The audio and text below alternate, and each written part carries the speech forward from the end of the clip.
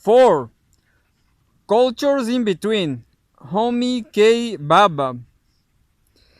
A recent change in the writing of cultural criticisms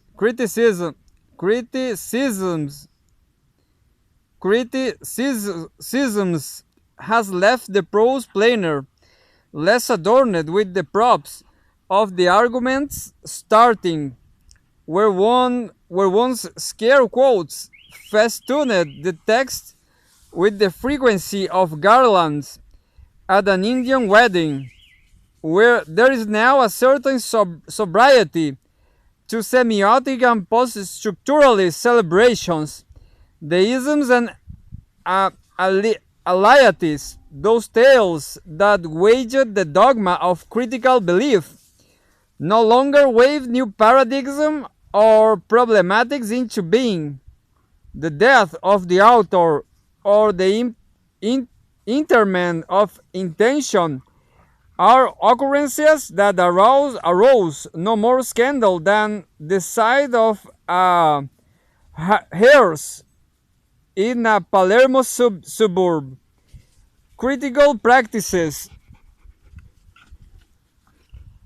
critical practices that sought to detotalize social reality by demonstrating the micrologies of power, the diverse enunciative sides of discourse, the slippage and sliding of signifiers are suddenly disarmed. Having relaxed our guard, hoping perhaps that the intellectual modes we sought to foster had passed into the common discourse of criticism, we are now caught with our pants down, deprived of our stagecraft. We are asked to face the full frontal reality of the idea of culture itself, the very concept whose mastery we thought we had dissolved in the language of signifying practices and social formations. This is not our chosen agenda.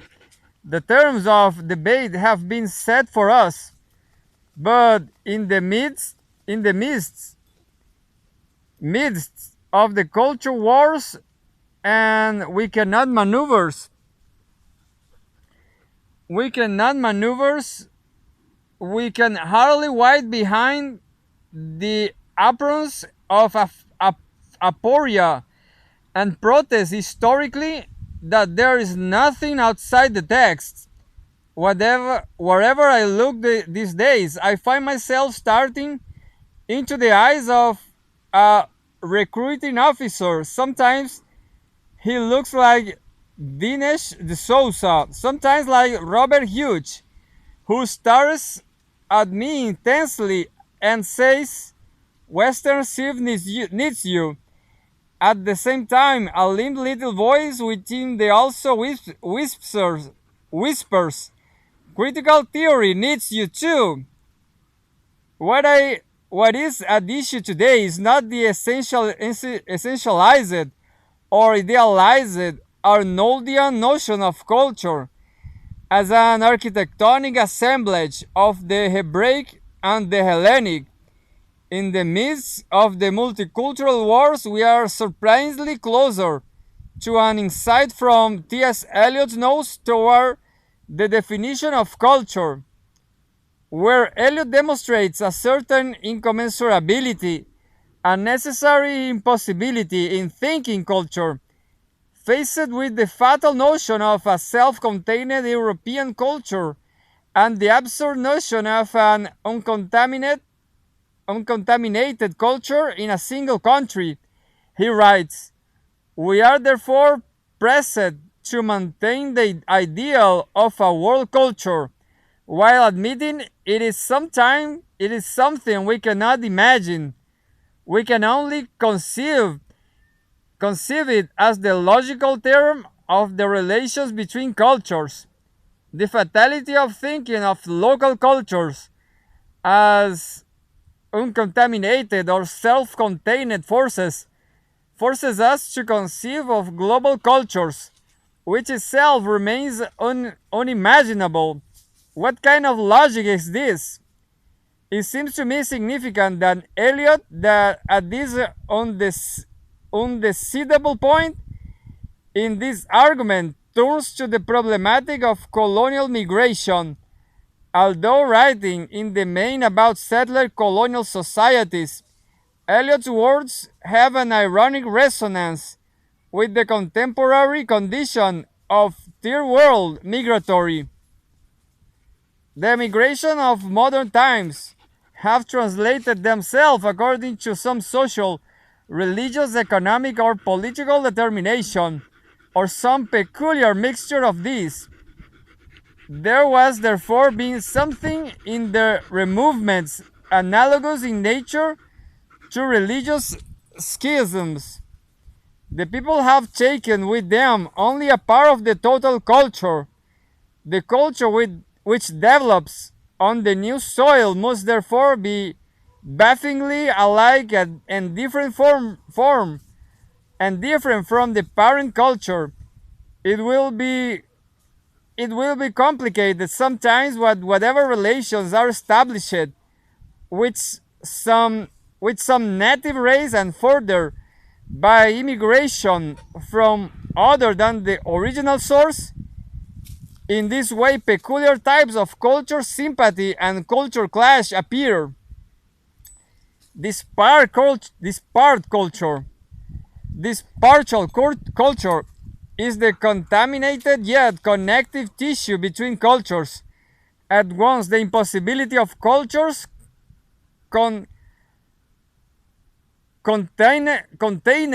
containedness and the boundary between. It is indeed something like cultures in between, bafflingly both alike and different. To enlist in the defense of this unhomely migratory partial nature of culture, we must revive that archaic meaning of list and limit of boundary.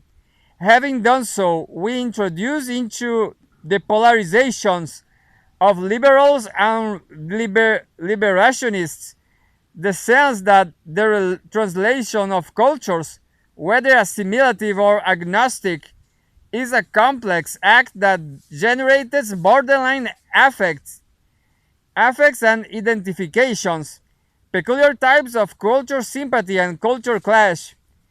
The peculiarity of culture's partial, even metonymic presence lies in articulating those social divisions and unequal developments that disturb the self-recognition of the national culture.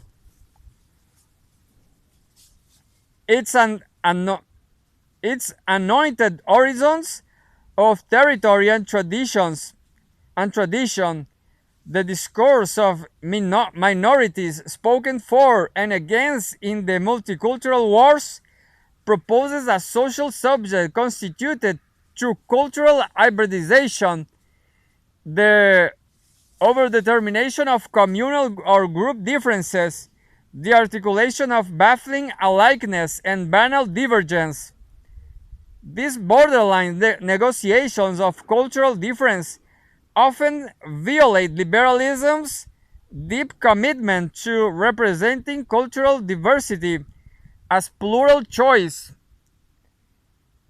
Liberal discourses on multiculturalism experience the fragility of their principles of tolerance when they attempt to withstand the pressure of revision. In addressing the multicultural demand, they encounter the limit of their enshrined notion of equal respect, and they anxiously acknowledge the attention in the authority of the ideal observer, an authority that oversees the ethical rights and insights of the liberal perspective from the top deck of the Clapham Omnibus.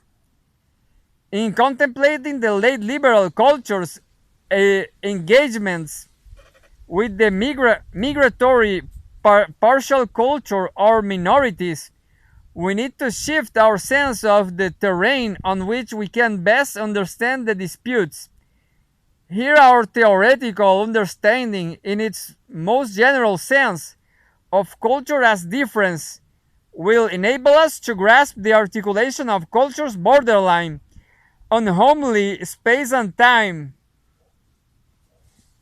Where, where might this understanding be found? Despite the susceptibility to consensus, which he is so widely criticized, Jürgen Habermas's work suggests something of the stressed terrain of culture in the face of social differentiation. Once we give up the universalizing sense of the self-referential subject writ large, encompassing all individual subjects, Habermas suggests the risky search for consensus results in the kind of differentiation of the life world of which loss of meaning, anonymity, and psychopathologies are the most obvious symptoms. As a result, the causes of social pathologies that once clustered around the class subject now break into widely scattered historical contingencies. The effect of the scattering migratory difference once more produces the conditions for an ever more finely woven net of linguistically generated intersubjectivity, rationalization of the life. World means the differentiation and condensation at once, a thickening of the floating web of intersubjective threads that simultaneously holds together the ever more sharply differentiated components of culture, society, and person. Multiculturalism, a portmanteau term for anything from minority discourse to post-colonial critique, from gay and lesbian studies to Chicana fiction, has become the most charged sign for describing the scattered social contingencies that characterize contemporary culture critique. The multicultural has itself become a floating signifier whose enigma lies less in itself than in the discursive uses of it to mark social processes where the differentiation and condensation seem to happen almost synchronically. To critique the terms and this widely contested, even contradictory terrain, one needs to do more than demonstrate the logical inconsistencies of the liberal position when faced with racist belief. Prejudicial knowledge, racist or sexist, does not pertain to the ethical or logical reflectiveness of the Cartesian subject. It is, as Bernard Williams has described it, a belief guarded against reflection. It requires a study of irrationality in social practice, more detailed and substantive than the schematic consideration of philosophical theory. Multiculturalists committed to the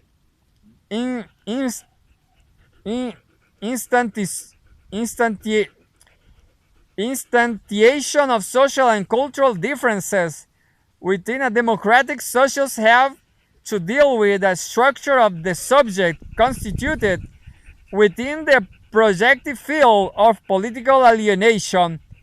As Etienne Balibar writes, the identificatory language of discrimination works in reverse.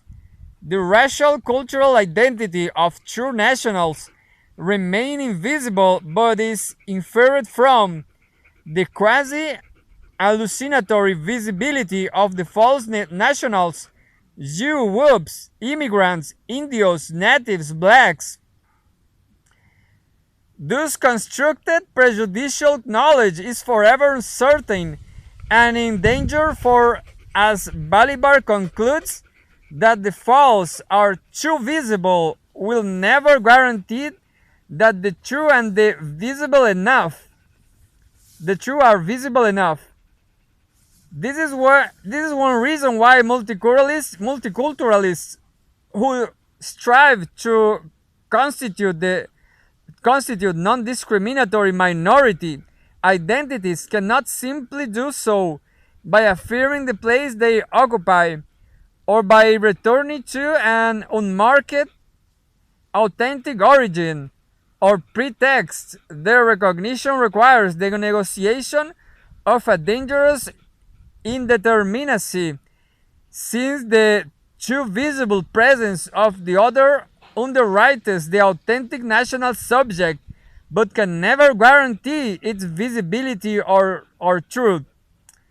The inscription of the minority subject somewhere between the too visible and the not visible enough returns us to Eliot's sense of cultural difference and intercultural connection as being beyond logical demonstration, and it requires that the discriminated subject, even in the process of its reconstitution, be located in a present moment that is temporarily disjunctive and effectively ambivalent. Too late, everything is anticipated, though out, thought out, demonstrate, made the most of. My trembling hands take hold of nothing. The vein has been mined out. Too late. Franz Fanon, clearly in speaking from this time lag in the place of enunciation and identification, dramatizing the moment of racist recognition, the discriminated subject or community occupies a contemporary moment that is historically untimely, forever belated. You come too late, much too late. There will always be a world, a wide world between you and us. In the face of this effective ankylosis, it is understandable that I could have made up I could have made up my mind to utter my negro cry, little by little, putting out pseudopodia here and there. I secreted a race. By contrast, the liberal dialectic of recognition is at first sight night on time. The subject of recognition stands in a synchronous space as befits the ideal observer, surveying the level playing field that Charles Taylor defines as the quintessential liberal territory. The presumption of equal respect for cultural diversity. History has taught us, however, to be distrustful of things that run on time, like trains. It is not that liberalism does not recognize racial or sexual discrimination. It has been in the forefront of those struggles. But there is a recurrent problem with its notion of equality. Liberalism contains a non-differential concept of cultural time. At the point at which liberal discourse attempts to normalize cultural difference, to turn the presumption of equal cultural respect into the recognition of equal cultural worth, it does not recognize the disjunctive borderline temporalities of partial minority cultures. The sharing of equality is genuinely genuinely intended, but only so long as we start from a historical congruent space. The recognition of difference is genuinely felt, but on terms that do not represent the historical genealogies, often post-colonial, that constitute the partial cultures of the minority. This is how Taylor puts it.